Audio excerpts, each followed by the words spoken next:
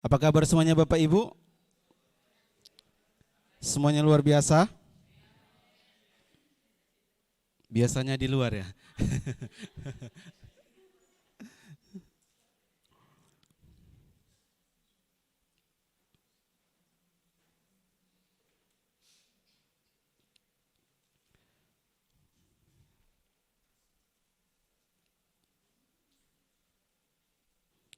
Oke, baik. Sepertinya hari ini cuma saya yang pakai dasi ya. Memang sengaja nggak ngundang-ngundang supaya nggak repot semua cari-cari dasi. Supaya apa? Saya menggenapi lagu Pentakosta zaman dulu. Kalau ada yang tahu bilang gini, biar nggak punya gaji asal pakai dasi. Pernah dengar lagunya enggak? Wah, baru ini. Nanti cari lagunya ya. Itu dulu terkenal di zamannya bahasa lagu itu. Dulu kalau dulu-dulu lah ya. Dulu-dulu. Nah Bapak Ibu, saya mau sharing hari ini, khusus hari ini saya mau sharing tentang makanan. Tapi bukan apa namanya ya, bukan masak-masak kita di sini. Tapi kita berbicara tentang makanan. Nah tadi kita melakukan perjamuan kudus, kita makan apa? Roti, tubuh dan darah Kristus. Nah kita bisa lihat di dalam firman Tuhan, satu kali Yesus bilang, tubuhku adalah benar-benar makanan dan darahku adalah benar-benar minuman. Tapi di firman Tuhan lain bilang gak boleh makan darah. Kita lihat di dalam Yohanes pasal 6 ayat 55.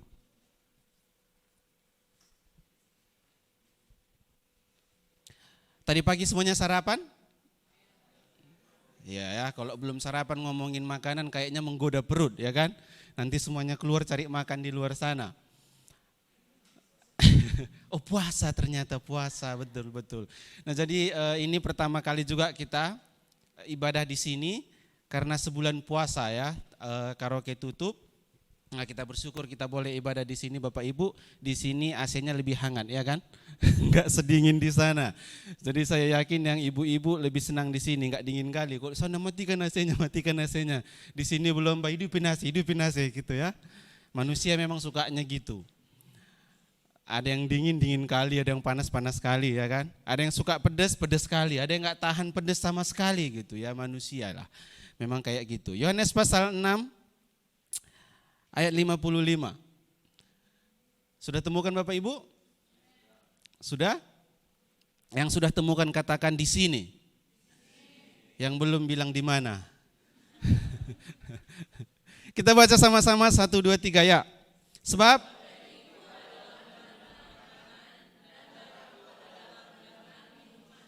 nah Yesus bilang dagingku adalah benar-benar makanan dan darahku adalah benar-benar minuman. Bapak Ibu, waktu kita baca firman Tuhan ini, apa yang terlintas di dalam pikiran kita? Biasa aja, lewat aja, baca terus. Apa yang terlintas di dalam pikiran kita waktu kita baca ayat ini Bapak Ibu? Makanan minuman, ada lagi? Ya memang itu yang ditulis. Saksang. Kasbata lah ya kan, saksang. Satu bangsa, waktu Yesus bilang ini, ada satu bangsa yang terlintas di dalam pikirannya itu bentuknya apa? Roti, betul enggak?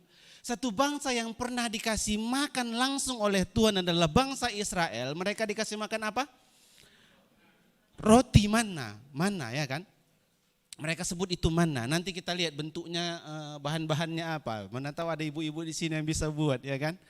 Karena di Brastagi itu ada roti bakar mana. Pernah cobain Bapak Ibu? Belum? Nanti pergi beli, mana tahu sama rasanya. Tapi kita nggak tahu ya kan, nggak pernah kita rasain yang dulu. Kita cuma tebak-tebak aja rasanya seperti apa. Ada yang buat martabak mana ya kan, roti dari mana surgawi. Terus ada lagi yang nggak mau kalah buat martabak Mesir. Iya kan?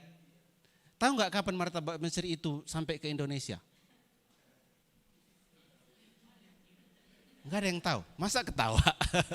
Enggak lucu ini. Tahu waktu zaman Yusuf Bapak Ibu, waktu itu dibilang di seluruh dunia enggak ada makanan, betul enggak? Jadi orang-orang kaya pergi ke Mesir beli ngapain? Bahan-bahan makanan, ya kan? Terus orang Mesir mikir, ini orang-orang datang loh. Ayo kita buka martabak Mesir. Jadi orang Indonesia pergi ke sana beli bahan makanan, pulang mau bawa oleh-oleh apa ya? Bawalah martabak Mesir lah. Bawa pulang. Jadi itu mereka bawa, terus sampai di sini ternyata banyak yang suka martabak Mesir. Sampai di sini jualan lah mereka. Udahlah kita jual di sini martabak Mesir, buka martabak Mesir. Nanti yang mau jualan boleh. Jual martabak Mesir. Kembali. Jadi satu bangsa benar-benar yang pernah langsung dikasih makan oleh Tuhan waktu itu adalah bangsa Israel. Nah jadi waktu Yesus bicara soal makanan dan minuman ini, bangsa ini langsung mikirnya apa? Roti betulan kan? Karena pada saat itu betulan waktu pagi-pagi mereka nggak perlu cari roti, nggak perlu kerja. Waktu itu mereka sedang di dalam perjalanan menuju ke tanah Kanaan. Mereka bangun pagi, keluar perkemahannya, ada sesuatu katanya yang bersinar. Mereka ambil, ternyata itu apa? Roti. Nah tapi sebelum ke sana kita lihat dulu Yohanes pasal yang ke-6 ayat 56 sama 58-nya. Bapak Ibu saya bacakan firman Tuhan bilang seperti ini. Barang siapa makan dagingku dan minum darahku. Terus ia tinggal di dalam aku dan aku di dalam dia. Sama seperti Bapa yang hidup mengutus aku dan aku hidup oleh Bapa. Demikian juga barang siapa yang memakan aku akan hidup oleh aku. Bapak Ibu untuk mengerti hal ini kan kita pakai tema kita. See the unseen, ya kan? Nah jadi Yesus berbicara di balik roti yang betul-betul kita lihat roti, betul enggak? Waktu kita melakukan perjamuan kudus, kalau enggak dikasih rotinya, enggak dikasih anggurnya di tangan kita, bisa kita bayangkan enggak? Susah kan? Itu makanya Yesus bilang waktu itu mereka melakukan perjamuan kudus, buat ini menjadi pengingat, menjadi peringatan. Jadi bukan masalah apa rotinya, apa isinya, betul-betul anggur atau enggak. Bukan itu kan. Tapi waktu kita makan, betul-betul pikiran kita sedang memikirkan waktu kita makan tubuh Kristus itu sendiri. Dan waktu kita minum perjamuan kudus itu, pikiran kita sedang meminum daripada darah Kristus itu. Supaya apa? Waktu kita lihat di dalam darah kita ini bukan darah tobing tok. Di dalam darah kita ini bukan darah tinggi tok. Ada gula darah, ada apa lagi? Ada darah rendah. Banyak jenis-jenis darah kan? Ada yang darah tinggian terus. Sikit disentil, wah!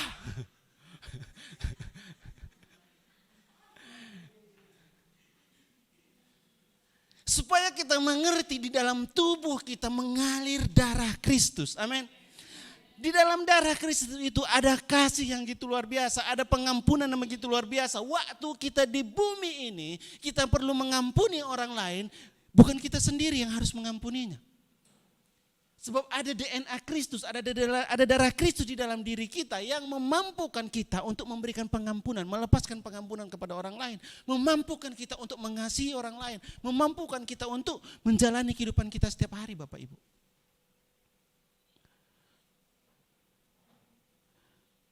Dan ayat selanjutnya bilang, inilah roti yang telah turun dari sorga.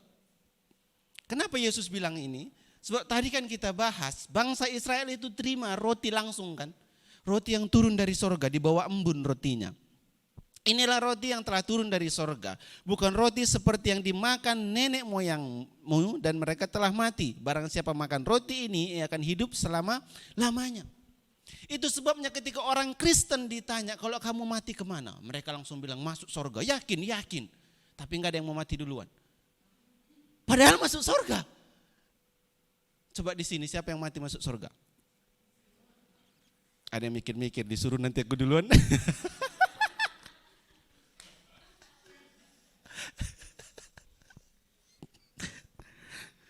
Memang setiap kita mati pasti masuk surga. Dan di surga pasti kita disambut dengan luar biasa, amin. Tapi kalau belum waktunya, jangan. Lakukan dulu sebaik-baiknya di bumi ini. Kita masih punya tugas yang gitu luar biasa di bumi ini. Di keluarga kita punya keluarga untuk kita kasihi. Di tempat kerja kita punya orang-orang yang kita perlu tunjukkan kasih Kristus. Di mana lagi? Di sekolah kita punya teman yang perlu kita kasihi. Di semua tempat yang kita masih perlu. Itu sebabnya berfungsilah sesuai dengan fungsi kita masing-masing. Di rumah sebagai bapak berfungsilah sebagai bapak. Di rumah sebagai istri berfungsilah sebagai istri, sebagai mama, sebagai bapak, sebagai ayah, ibu, anak-anak berfungsilah sebagai anak. Jangan anak-anak berfungsi jadi orang tua.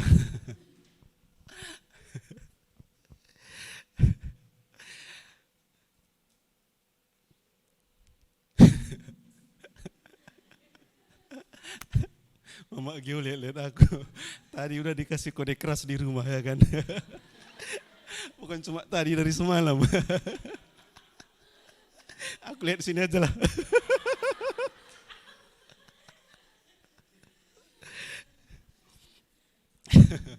Semalam kami makan kan, bertiga sama Gio duduk makan sep-sep. Jadi si Gio ini lagi serius makan. Terus dia sisakan tulangan ayam, disisakan cep-cep. Jadi Mama Gio ambil, marah dia. Anaknya pun lagi melapar kali, diambil makanannya.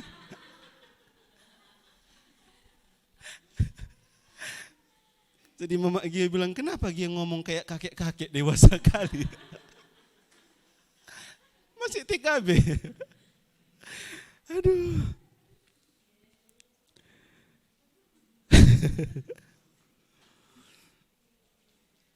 Kita lihat di Yohanes pasal 4, ini salah satu lagi Yesus bilang bahwasanya Yesus itu benar-benar kehidupan. Yohanes pasal 4 ayat yang ke-10.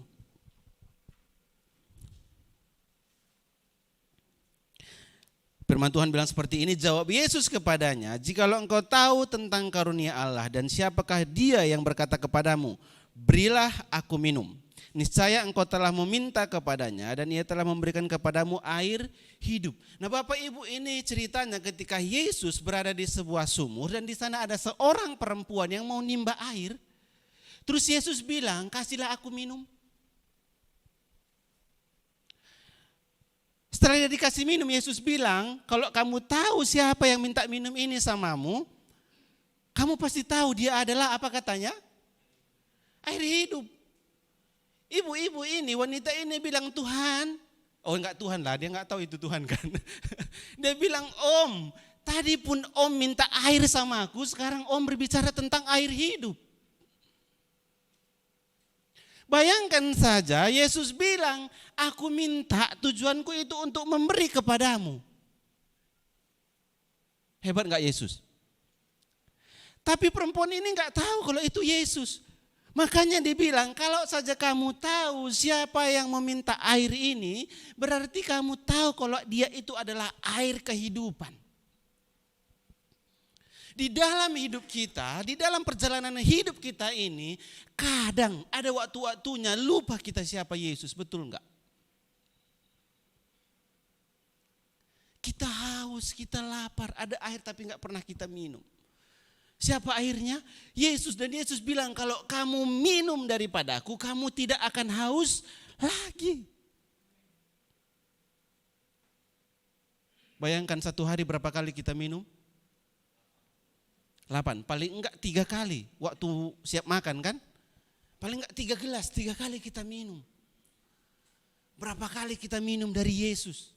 Yesus bilang kalau kamu minum dari aku, kamu enggak akan haus lagi selama-lamanya. Berarti sekali minum.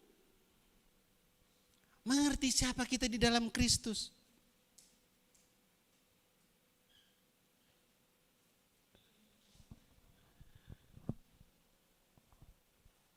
Nah Yesus bentuknya itu manusia kan. Tapi pada saat ini dia gambarkan dirinya adalah roti hidup dan air kehidupan. Untuk kita gampang memikirkan hal ini adalah lihat perjamuan kudus yang setiap minggu dikasih kepada kita Bapak Ibu. Dan di dalam perjalanan hidup ini berbicara tentang makan adalah sesuatu yang sangat mendasar. Bapak Ibu, ada nggak ada uang kita harus makan, betul nggak? Entah makan apapun, entah sesederhana apapun makanan kita atau semewah apapun, tapi kita harus makan.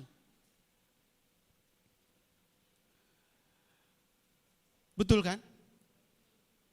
Makanan itu berbicara apa? Persekutuan. Makanya kalau jumpa Pastor Yong An pasti ditanya, udah makan?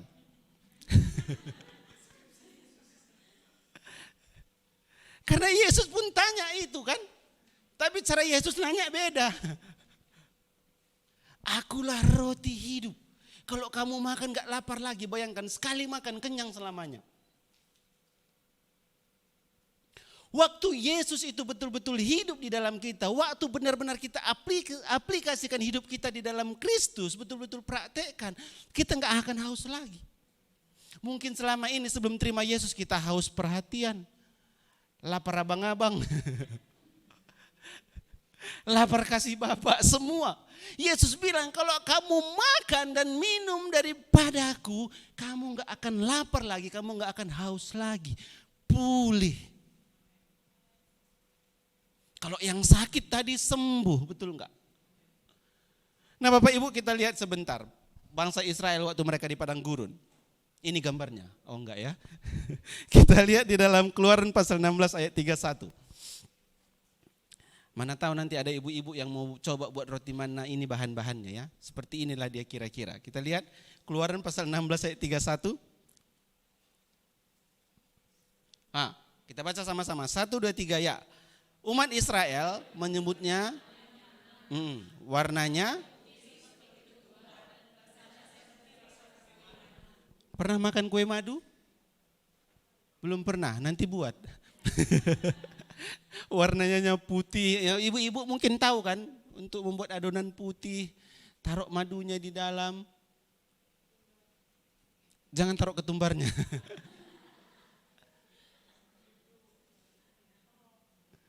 Seperti itu kira-kira, kalau yang mau buat coba silahkan minggu depan bawa, kita makan sama-sama.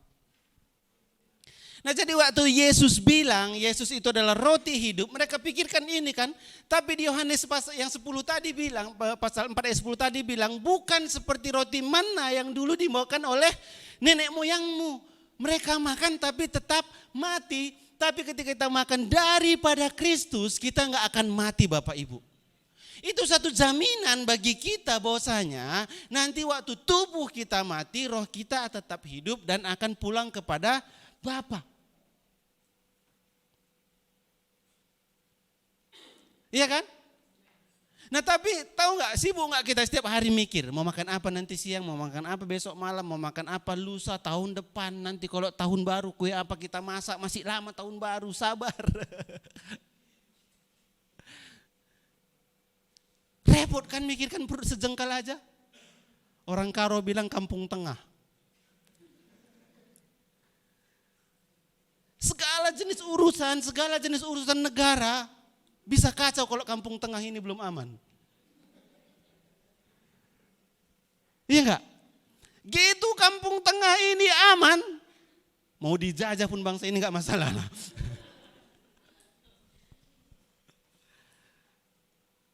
Kita lihat bangsa Israel pun bilang gitu. Kita lihat dulu dalam Keluaran pasal 16 ayat 13-14-nya.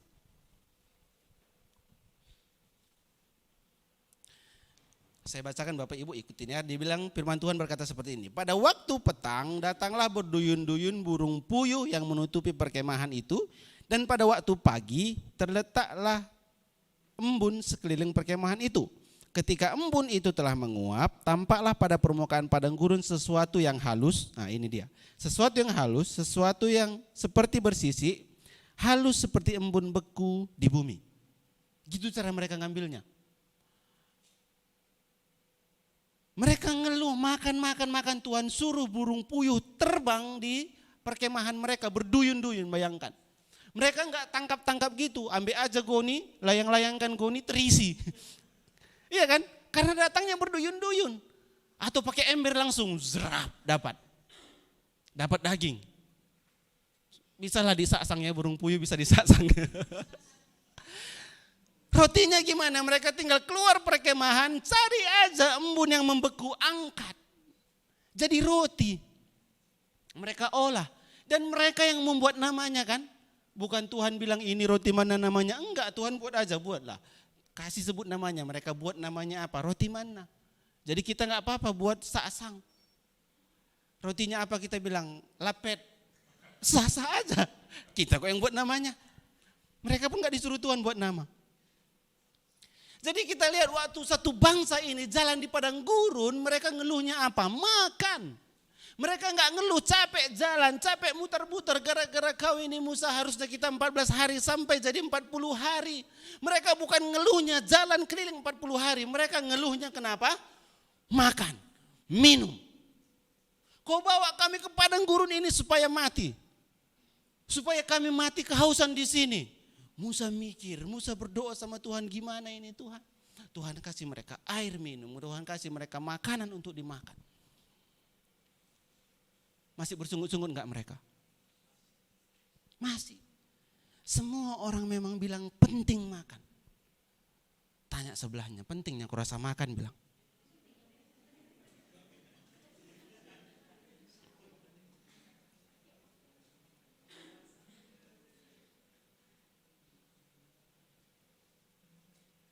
Ada orang yang rajin makan tapi siap makan merasa tertuduh.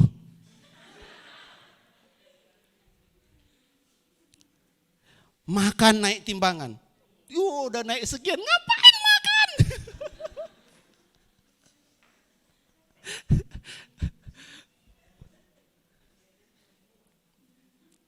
Bayangkan ketika enggak ada makanan, ini yang mereka bilang sama Musa di Keluaran pasal 16 ayat 3-nya. Berkata seperti ini. Dan berkata kepada mereka, ini bangsa Israel bilang, kalau kami mati tadinya di tanah Mesir oleh tangan Tuhan, ketika kami duduk menghadapi kuali berisi daging dan makan roti sampai kenyang. Sebab kamu membawa kami keluar ke padang gurun ini untuk membunuh seluruh jemaah ini dengan kelaparan. Wah. Kalau kita baca kehidupan mereka di Mesir, sengsara enggak mereka? Jadi apa mereka di Mesir, Bapak Ibu? Kerja paksa kan? Rodi. Tapi mereka bilang lebih baik kami mati di sana daripada kelaparan di sini. Bayangkan. Makanya tadi ku bilang kan, kalau udah kampung tengah ini aman, mau dijajah enggak apa-apalah. Ada bisa buka di ini versi bahasa Bataknya. Lebih kena. Waca kayak ada di Joloni Hudon. Lucu kan? Kita lihat.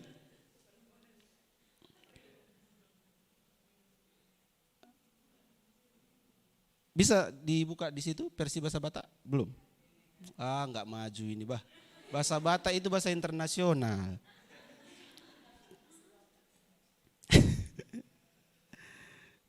Toba mana dia?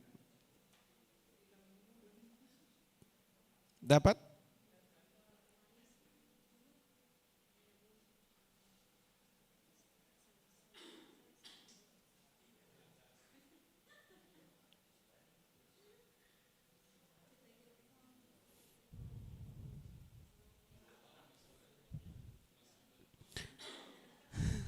Ini versi Tobanya dibilang seperti ini.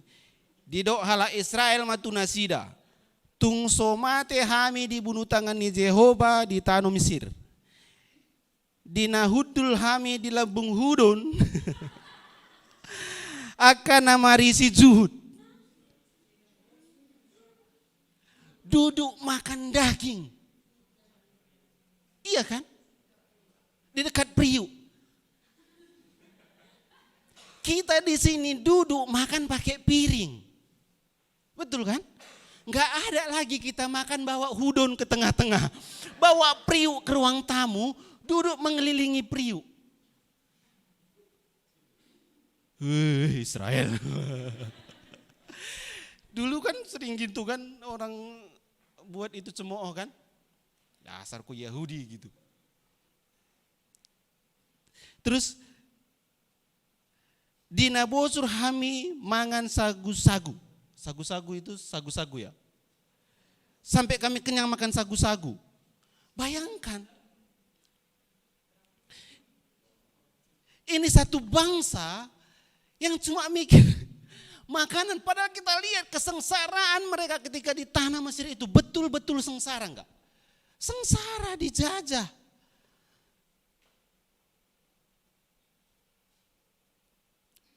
Tapi ketika mereka nggak dapat makan di dalam perjalanan menuju ke tanah Kanaan, mereka bilang lebih baik kami mati di sana. Tapi kami mati sambil makan. Itu yang dimaksudkan. Lebih baik kami dibunuh Tuhan di sana, tapi dibunuh lagi makan. Lagi makan daging tiba-tiba keselak, enggak napas lagi. Jadi bayangkan itulah pentingnya makanan. Makanya Yesus kasih contoh, tubuhku ini, dagingku ini betul-betul makanan dan darahku benar-benar minuman. Karena Tuhan tahu di otak kita, di pikiran kita makan. Tapi Tuhan kasih satu makanan yang kekal. Tuhan kasih satu makanan yang gak pernah mengecewakan. Kita makan sebanyak-banyaknya, kita minum sebanyak-banyaknya, kita gak akan mabuk. Sebanyak-banyaknya kita makan gak akan kolesterol. Sebab yang kita makan apa? Tubuh dan darah Kristus. Amin Bapak Ibu.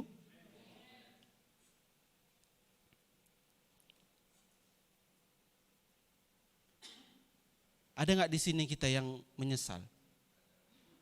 Seandainya aku gak ikut Tuhan. Seandainya dulu aku gak kayak gini, pasti aku kayak gini. Itu udah terjadi, jalani aja.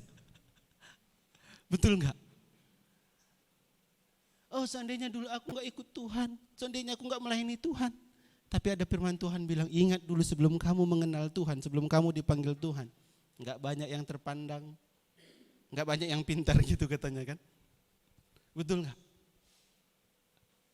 Waktu kita di dalam Tuhan ada peningkatan. Amin. Kita lihat dalam 1 Korintus 1 pasal 26.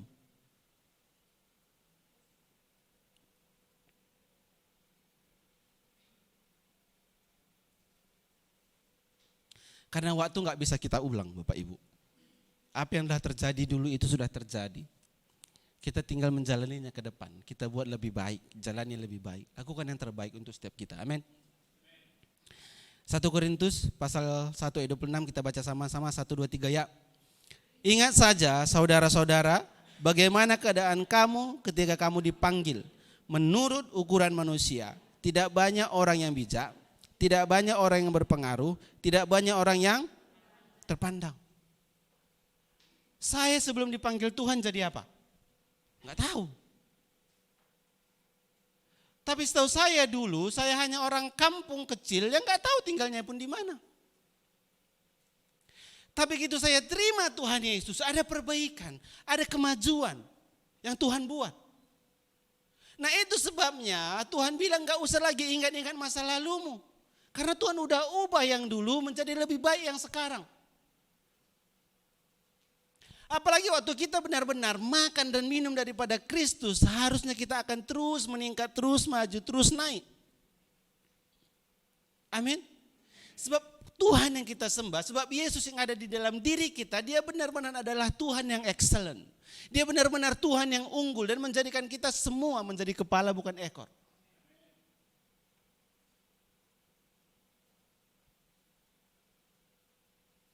Itu sebabnya Bapak Ibu kan, kenapa kadang kita melihat, janganlah, belum bisa lah, seperti inilah karena kita belum makan betul-betul. Mungkin kita rasa gak sanggup, gak kuat, gak bertenaga karena belum makan. Tapi waktu kita duduk makan bersama dengan Kristus, disitulah kita mulai menyadari, oh ternyata aku bisa ini, aku bisa ini. Bukan untuk membanggakan diri kita, tapi untuk membesarkan Kristus di dalam hidup kita.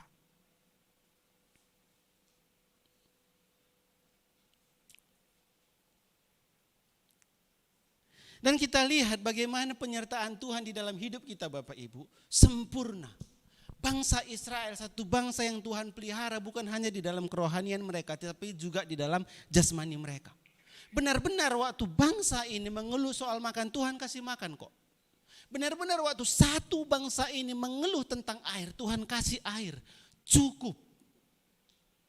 Bukan karena mereka banyak, airnya cuma sedikit, bagi-bagi, enggak krisis mereka dibuat Tuhan. Tuhan kasih betul-betul dengan yang luar biasa. Kita lihat sebentar di dalam Ulangan 2, pasal 2 ayat 7.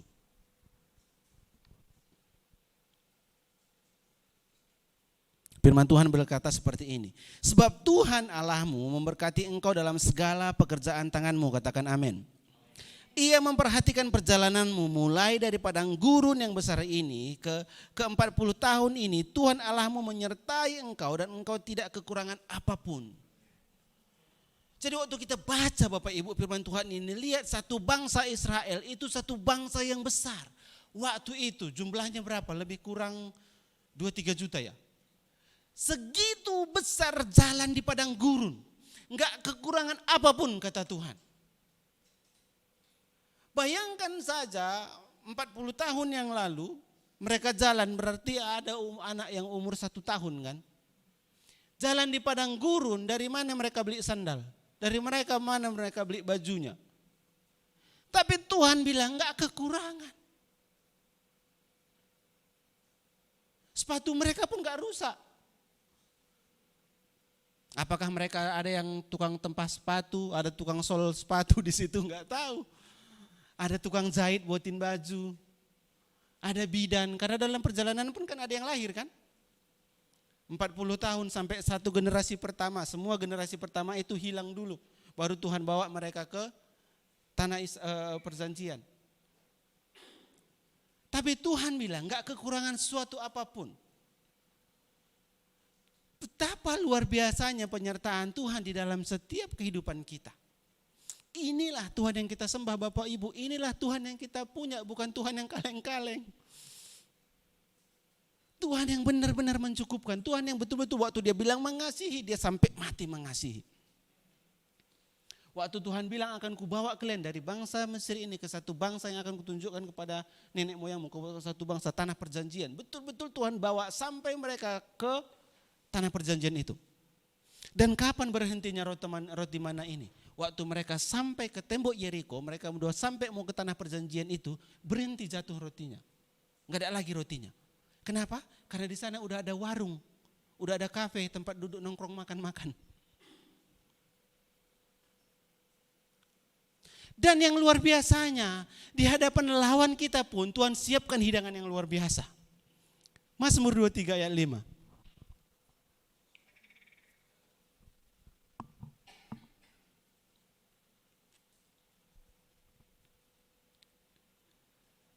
Ada yang hafal ayat ini?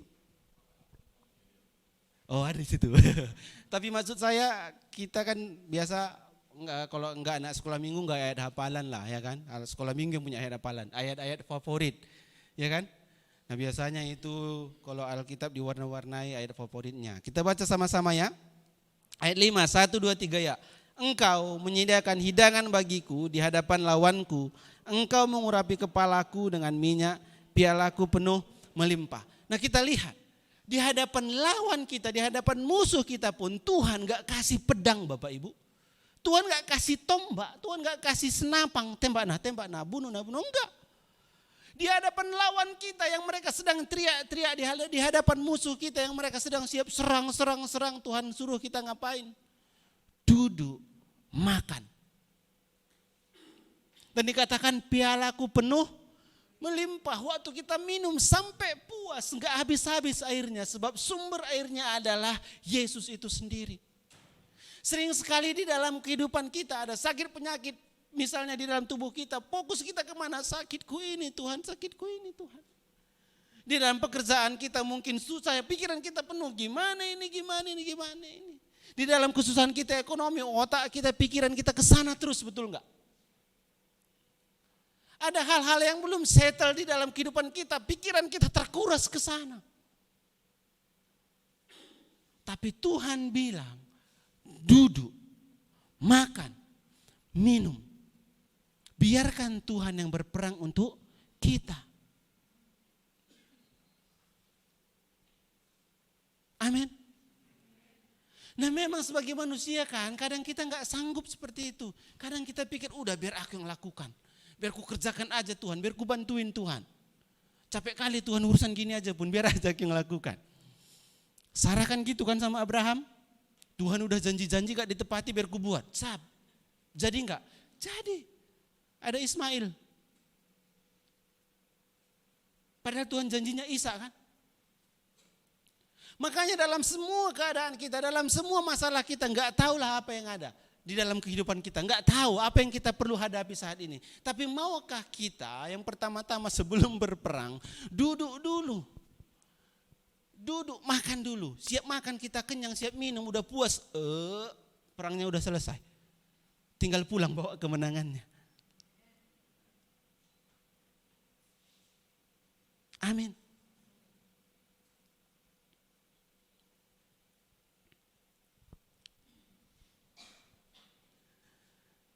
Seperti saya katakan tadi Bapak Ibu, berbicara makanan itu kebutuhan pokok, kebutuhan yang paling mendasar. Bukan hanya kita orang Kristen yang setuju itu, bangsa Indonesia ini pun setuju. Makanan adalah hal yang paling mendasar. Apa kebutuhan paling mendasar manusia? Sandang, pangan, papan. Apalagi? Mobil, rumah, investasi, semuanya orang perlu. Semua orang perlu. Tapi makanan itu berbicara tentang satu hal yang sangat mendasar sekali. Dan semua orang setuju dan Tuhan pun mengerti.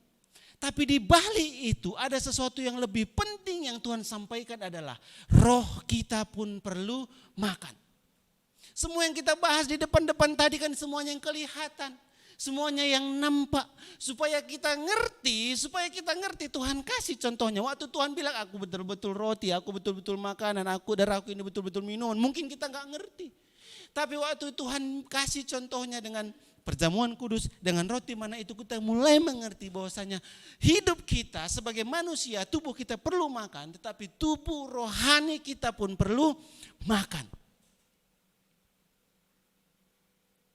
Bagaimana kita memberi makannya roh kita Bapak Ibu? Bagaimana kita memberi makan roh kita? Dengan cara kita masing-masing. Semua kita dengan cara kita masing-masing bagaimana? Dan cara kita memberi roh kita makan di dalam kehidupan kita, itu yang akan kita turunkan ke bawah kepada anak-anak kita. Dan anak-anak kita pun akan meniru itu, memberi makan rohnya. Nah saya yakin di tempat ini waktu berbicara soal makanan, minuman di rumah kita masing-masing, ahlinya adalah ibu-ibu ya kan. Ibu-ibu yang masak, siapin semuanya sarapan pagi-pagi, makan siang, makan malam. Tetapi untuk makanan rohani kita gak bisa ibu-ibu yang siapin. Masing-masing kita siapkan makan. Gak bisa dimasak satu orang. Gak cukup hanya hari Minggu di sini dimasakin bagi, gak cukup.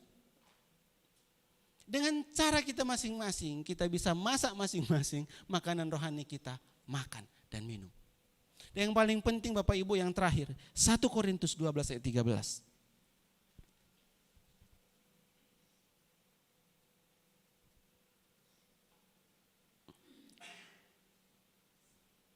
Kita baca sama-sama. 1, 2, 3 ya. Sebab dalam satu roh kita semua, baik orang Yahudi maupun orang Yunani, baik budak maupun orang merdeka, telah dibaptis menjadi satu tubuh dan kita semua diberi minum dari satu roh. Kita semua makan dan minum dari satu sumber yang sama Bapak Ibu. Siapa? Yesus. Jadi waktu saya di rumah saya baca firman Tuhan, Bapak Ibu di sana semuanya, yang memberikan hikmatnya itu sama, satu, Yesus. Jadi waktu kita belajar firman Tuhan di tempat kita, waktu kita membangun hubungan pribadi kita bersama dengan Tuhan, sumbernya itu satu, Kristus itu sendiri. Jadi enggak usah takut. Ada orang yang bilang, kayak mana kalau kami salah baca firman Tuhan, salah menafsirkan firman Tuhan, jangan tafsirkan biar enggak salah. Baca, nikmati. Enggak ngerti artinya, nanti Tuhan kasih tahu nanti. Tapi pentingnya apa? Kita baca. Ngerti enggak ngerti, baca dulu. Nanti Tuhan kan akan yang bicara sama kita. Atau mungkin kita baca, Tuhan enggak ngomong, tapi waktu kita pergi ke gereja, kita temukan jawabannya di sana, bisa saja. Itu sebabnya Bapak Ibu kembali, roh kita ini perlu makan. Kita lihat dari awal dunia ini diciptakan, Tuhan ada bicara makan kan? Ada. Waktu ciptakan Adam dan Hawa, Tuhan bilang sama mereka, semua Semua hewan-hewan ini makani. Betul enggak? Semua hewan di sini boleh dimakan kata Tuhan kan? Oh buah ya Pak, hewan enggak boleh. Nanti. Bayangkan di situ, di awal penciptaan pun Tuhan sudah bicara makan. Di dua-duanya. Di bagian jasmani, di bagian roh, Tuhan kasih makan duanya. Makanya Tuhan turun saat itu menjumpai Adam dan Hawa untuk memberi makan roh mereka. Nah sekarang Bapak Ibu turun sampai ke zaman kita sekarang, makanan gitu luar biasa banyaknya kan. Adam dan Hawa hanya buah, turun-turun, entah kapan ya mulai mereka makan daging, gak ada ditulis kan. Tiba-tiba aja dalam Alkitab bilang jangan makan binatang yang berkuku belah. Jangan makan darah, tiba-tiba gitu kan. Tapi kita makan gak sekarang? Apa yang berkuku belah? B2. Enak, cuman lebuat. Tapi Tuhan bilang jangan makan darah karena di situ nyawanya, di situ kehidupannya turun terus sampai kita sekarang banyak kali makanan apapun kita makan. Meja ini pun kalau bisa kita makan. Karena kerasnya ini enggak habis. Tapi roh kita Bapak Ibu, roh kita ini makanannya cuma satu. Enggak banyak dia minta, hanya satu makanannya. Itu apa? Kristus itu sendiri. Kasih makan.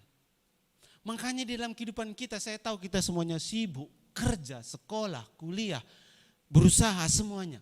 Tapi sempat-sempatkanlah kasih roh kita makan.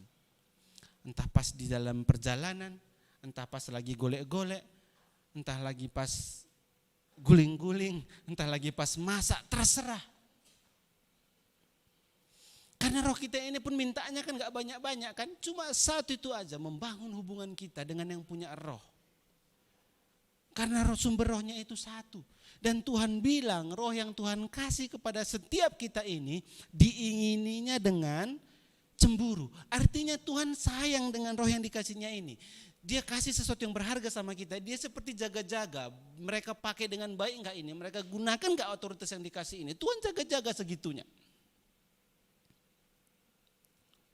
Makanya Bapak Ibu waktu kita mulai makan makanan jasmani kita, ingat juga ada pribadi kedua di dalam kita yang perlu makan. Roh kita. Kasihlah roh kita makanan yang benar. Kasihlah roh kita makanan yang secukupnya. Supaya dia pun hidup sehat. Seperti tubuh kita ini hidup sehat. Setiap hari kan kita repot cari menu. Roh kita ingat. Makan apa di hari ini? Jangan hanya kampung tengah kita aja yang kita amankan. Kampung tengah tetangga pun perlu amankan. Betul enggak? Tetangga yang di dalam kita ini loh. Betul kan? Kadang-kadang jangan tanya pasangannya mau makan apa kita hari ini. Tanya ke dalam. Mau makan apa kita hari ini? Karena di dalam kita ada tubuh, jiwa dan roh. Sering kita ucapkan, bilang sama sebelahnya Tuhan memberkatimu, Tuhan mengasihimu. Perlu juga kadang-kadang bilang sama kita Tuhan mengasihimu, Tuhan memberkatimu, Tuhan sayang samamu. Pasti roh kita bilang di dalam amin, amin, amin. Karena jarang didengarnya itu. Betul kan? Yang lebih sering kita dengar makanan yang dikasih sama roh kita itu apa? Sumpah serapah. Kalau udah salah anak kita, udah habis. Habis semua sumpah-sumpah serapah kita kasih. Semalam kita lakukan apa kan, tapi saya bercanda ini. Terus saya tegur, saya nasihati, terus saya bilang, kusalibkanlah kau nanti. Mama dia bilang, harusnya kalau nasihati anak sampai di sini aja udah cukup, nggak usah dilanjut. Tapi saya bagian bercandanya kan. Betul-betul Bapak Ibu. Saya dulu sering dengar gitu kan, bahasa-bahasa yang gitu, itu akan membuat kita semakin seperti itu. Misalnya kita bilang, bodoh kali pun kau, nggak sadar, nggak sengaja gitu, bodoh kali pun kau gitu. Itu bisa terpikirkan gitu. Karena entah kenapa manusia ini lebih gampang makan yang negatif daripada yang positif. Contohnya, bilang sama sebelahnya, ih ganteng kali kau, pasti dia nggak terima. Ih masa? Coba bilang sama sebelahnya. Kalau perempuan jangan bilang gantengnya, cantik. Atau suami istri di sini yang pasangan bilang, ih cantik kali lah kau mak gitu. Enggak terima dia, tapi coba bilang, ih jelek kali kau. Oh, ngamuk dari dalam. Kau pikir siapa pula kau ngomong gitu sama aku? Langsung dimakan yang negatifnya Bapak Ibu. Sama dengan anak kita pun. Anak kita yang sudah kita coba kasih yang positif pun, di luar sana banyak yang negatif yang kesuntik sama pikirannya. Betul. Nah satu kali kan Mama Gio bilang, ih ganteng kali Gio ini, pintar kali Gio ini kan. Karena dia nari. Terus Gio ini bilang gini sama mamanya, Mak, semua orang tua bilang gitu sama anaknya. Anak TK tahu gitu ngomong. Berarti anak-anak pun ngerti mana yang ini yang kayak cuma sekedar dibilang-bilang atau yang betulan. Betul. Itu sebabnya roh kita ini perlu kita kasih sesuatu yang positif terus. Karena itu agak susah dikunyah, agak susah dicerna. Betulan. Bapak Ibu, saya ajak kita buat satu eksperimen. Besok minggu depan datang satu orang ke ruangan ini bilang, Asr bilang di depan sana, kok pucat mukamu? Masuk dia ke pintu bilang lagi, kayaknya mukamu pucat lah bang. Sampai dia duduk salamin kita sambil salam bilang, salam, kok pucat mukamu? 1 menit kemudian dia akan diri pulang izin sama Asr depan, aku gak enak badan pulang aku ya.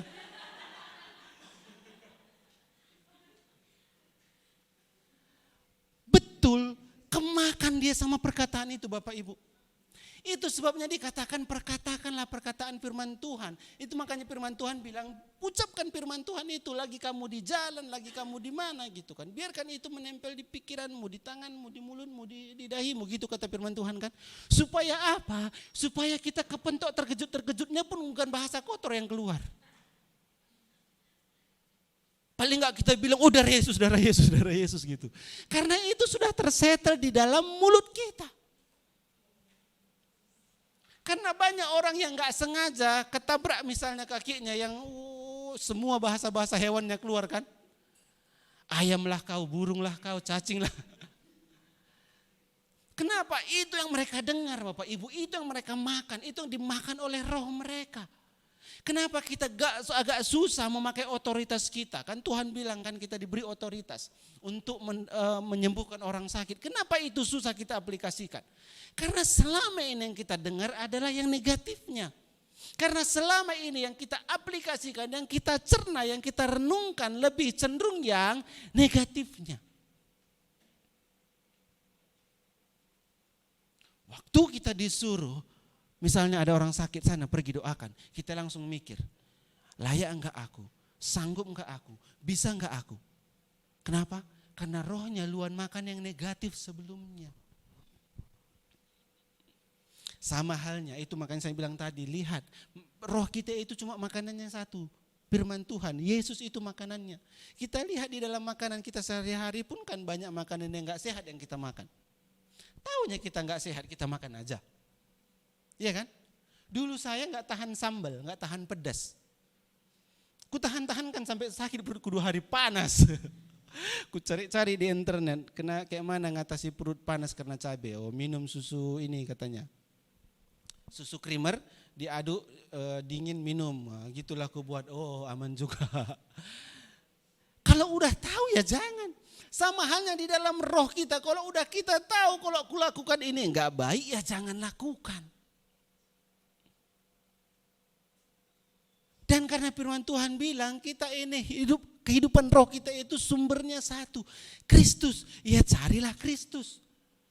Sajikanlah Kristus. Betul kan? Cara penyajiannya beda-beda tapi menunya sama Bapak Ibu. Mungkin hari ini kita buat daun ubinya tumbuh. Minggu depan mungkin daun ubi rebus. Minggu depannya lagi mungkin daun ubi cincang. Tapi menunya tetap daun ubi. Cara masaknya yang beda.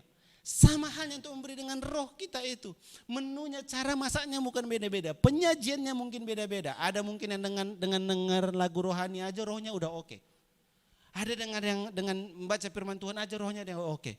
Ada orang yang harus kurung diri sendiri di kamar menyembah dulu baru dia rasa rohnya oke. Terserah. Ada orang yang di atas motor pun bisa. Macam orang gila dia kayak kami tadi ke sini. Sampai orang terkejut karena kami ketawa-ketawa di mobil sama Gio. Itu gara-gara lagu. Terserah, maksud saya Bapak Ibu, yang penting kita mulai pikir bahwasanya kapan kita mau luangkan waktu untuk memberi roh kita makan. Entah sambil kita bertukang, entah sambil kita kerja, terserah. Karena roh Allah yang ada di dalam diri kita ini, jangan biarkan terlampau lama dia diam. Jangan terlampau lama kita biarkan dia tidur nyenyak sendirian. Tapi biarkan dia bangun. Menjalani kehidupan ini bersama dengan kita. Tubuh jasmani kita pelihara, kita kuat. Tengok baju, mau pakai baju apa, berkaca selalu kan. Kerohanian kita, tubuh rohani kita mau seperti apa kita buat, tergantung kita masing-masing Bapak Ibu. Ada yang suka salad, ada yang suka buah makan. Roh kita mungkin sukanya apa, ya kasih. Bukan karena waktunya berapa lama, bukan karena harus cara kita masing-masing kan, enggak ada ketentuannya. Yang penting kita tahu bagaimana memberi makan roh kita. Itu yang dimaksud Kristus ketika kamu makan dan minum dari tubuhku dan darahku, kamu tidak akan lapar lagi. Waktu kita masuk bersama dengan Kristus, makan bersama dengan Kristus, itu berbicara tentang persekutuan kita bersama dengan Kristus. Bapak Ibu bayangkan kalau hari ini saya duduk makan satu meja bersama dengan Kristus, betapa bahagianya saya. Waktu saya duduk makan bersama dengan Kristus, lagi makan saya akan tanya, Yesus, kayak mana rasanya tanganmu dipakukan? Sakitnya. Artinya waktu kita duduk makan itu, kita punya waktu untuk mengobrol, membangun diri kita masing-masing di dalam Kristus. Amin Bapak Ibu. Mari kita sama-sama bangkit berdiri.